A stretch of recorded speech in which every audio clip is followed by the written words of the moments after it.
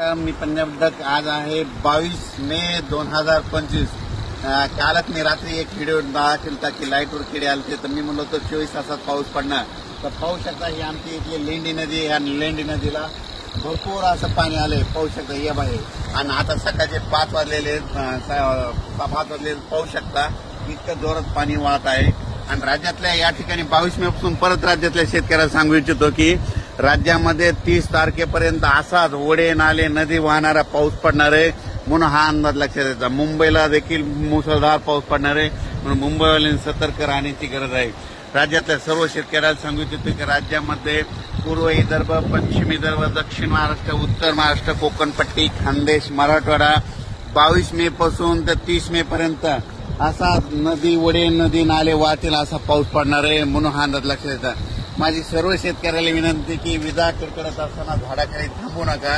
त्याच्यानंतर विजा कडकडत असताना आपले पाळीव प्राणी झाडाखाली बांधू नका, कारण की झाडावर जास्त विजा पडतात, म्हणून हे अंदाज लक्षात येतात. नारळाच्या झाडावर देखील वीज पडते, म्हणून नारळाच्या झाडाखाली थांबू नका. मोबाईलचं नेट देखील बंद करा. काल देखील 2-3 ठिकाणी मोटरसायकल चालत असताना मोटरसायकल विजा पडलेले 2-3 व्यक्ती महाराष्ट्रातल्या दगावल्यात, म्हणून हे देखील लक्षात येतं.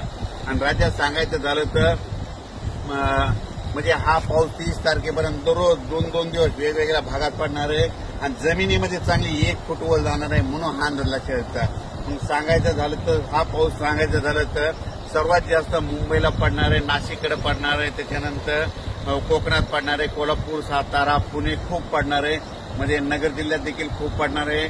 त्याच्यानंतर मुंबईकरांना सतर्क सांगू इच्छितो की तुमच्या मुंबईलाचं जनजीवन असं विस्कळीत होईल, असा म्हणजे 27, 28, 29 देखील पाऊस पडणार आहे, म्हणून हा अंदाज लक्षात येतात. राज्यातल्या सर्व शेतकऱ्याला सांगू इच्छितो की तुम्ही तुमची स्वतःची काळजी घ्या, आपल्या पाळीव प्राण्यांची काळजी घ्या, म्हणून हा अंदाज लक्षात घ्यायचा.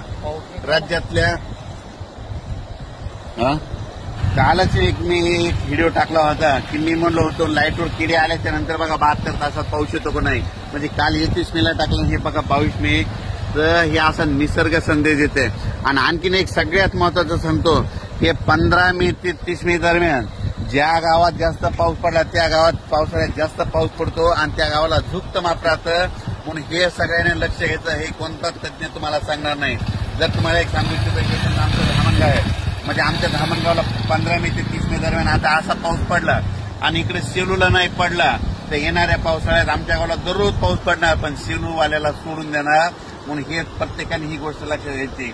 ज्या गावाला जास्त पाऊस पडला तिथे जास्त पाऊस पडतो, म्हणून हे लक्षात येतं. राज्यातल्या सर्व शेतकऱ्याला सांगू इच्छितो की लगेच उद्याच्याला एक अंदाज